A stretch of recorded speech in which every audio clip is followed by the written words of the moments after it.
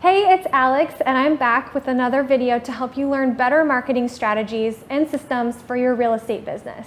And today, this video is going to be a little bit different because I'm interviewing somebody pretty fantastic. His name is Rodney Middendorf, and he is a professional real estate photographer. I want to talk about equipment, and this is going to be a hot topic. Some people think they need this fancy equipment. You know, we have some awesome lighting and cameras here today to shoot this, but so what do you use? Let's start with that. What's your favorite camera? What lens do you use? Do you use lighting? Kind of tell me what your favorite equipment is. Good. Yeah, I'm a big fan of the Nikon product line. The Nikon product line actually has chips that are made by Sony that are absolutely incredible at capturing the difference between the lights and darks.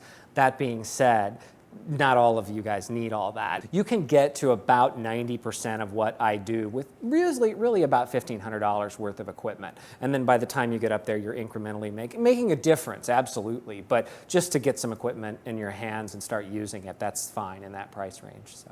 So why don't you talk me through maybe this camera and what you have here today? Exactly. And so what I brought here, this is actually the first lens that I used starting in 2006, and I actually used it until about 2011 to shoot houses. And it's called, the range, this one's actually a 12 to 24 is what that is. Now that tells you how wide it goes, okay? So on the lower side of things, the 12 is really wide, and then when you get closer to the 24, it's a little more telephoto, pulls things in. So you can typically get these for around $400 or $500 on the entry level, and you can easily spend obviously a lot more than that. But I really strongly recommend a brand named Tokina. A lot of people haven't heard of it, but for most of these smaller sensored cameras, they're the best. I like them over the name brand Canons and Nikon lenses, and I just think that Tokina makes an awesome product. They've got multiple products offerings in the wide angle range. You almost can't go wrong. So what I've noticed is the camera you have in front of you, if you took the lens off, if you took the top part off, I mean, a lot of people have some sort of camera that looks similar to that, or they probably already have something like that. Yes. I mean, I know my sister does, my family does. I mean, everybody I pretty much know has something that looks similar to that. Right, and this particular one's actually an antique, but I brought it here because you really don't need a really fancy camera body. You can actually get by with one of the lower entry levels like a Rebel TI or a Nikon 5300, which are, you know, the more entry level cameras, because it's the optics is really where it's at. So any of those will really get the job done. When somebody asks me, you know, what kind of camera should I get, I'm like, just get one of the Nikons or the Canons. Those are typically the best. So.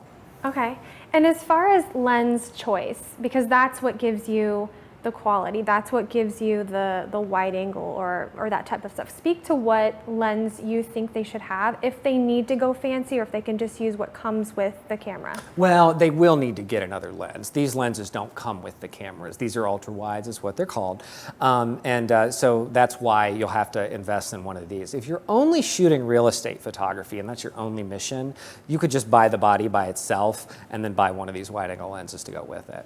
If you think you want to use it for your family and the other stuff, go ahead and get the kit and then just get this to supplement it. Because I see, you know, a lot of times where if it's not a professional, sometimes the angle is just kind of off, or maybe they'll, you know, put the camera up and kind of do an overhead shot. So I guess when you're using a wide angle lens like this, it's easier to not have to manipulate that, right? Well, correct. One other thing I should mention is the wide angle lens is actually one of the most difficult lenses to master because it does go so wide. So you've got to deal with lighting. Obviously, we'll get into that later. But the convergence of lines, the angles. You know, you'll look at the pictures sometimes, like you mentioned, when they're up pointing down, the lines will go at an angle. That's usually not quite as desirable as we'd like it to be. But if it's a little less pronounced, it's not near as bad. So, but this is, you know, if we can just get you in the room with a wide angle lens, that's just a great start.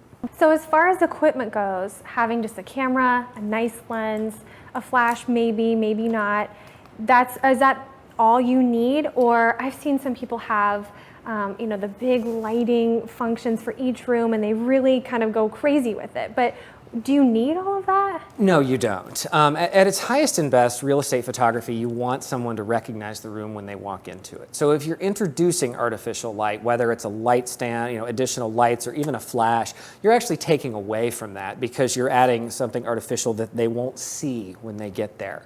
Now, if I'm shooting for a builder, it's a different story. We can light whatever we want because the builder can make anything they want. But when we're shooting this house to sell this house, you want to try and get as close to what's there as possible.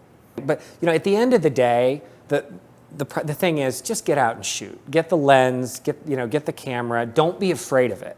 It's not going to bite. You're not going to break it. You bought it to use it. Get out there, play with it. There are plenty of resources out there online where you can read up on real estate photography. At the end of the day, just using the equipment will help you get better.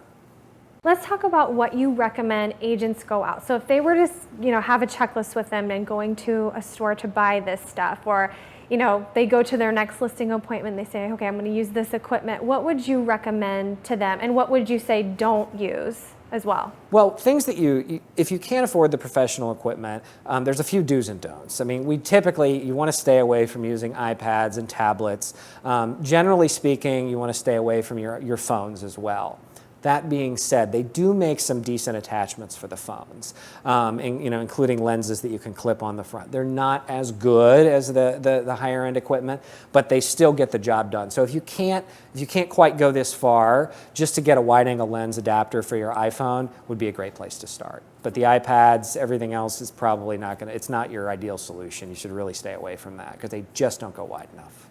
And it doesn't have to be expensive. I mean, like I said, I've seen a lot of people have some sort of camera like this anyways. It's just the lens, a couple $100 or maybe a little bit more as an investment could make a huge difference in the marketing. Because essentially what this is, yeah, you're trying to sell the home, but you're also using these pictures to market yourself as an agent, to get more listings. Exactly, and I have agents, clients that are my regular clients they'll tell me, they'll be like, hey, listen, we just got this, we need you to shoot this house. This person called us because they look at your pictures on our website, and that happens quite a bit with me.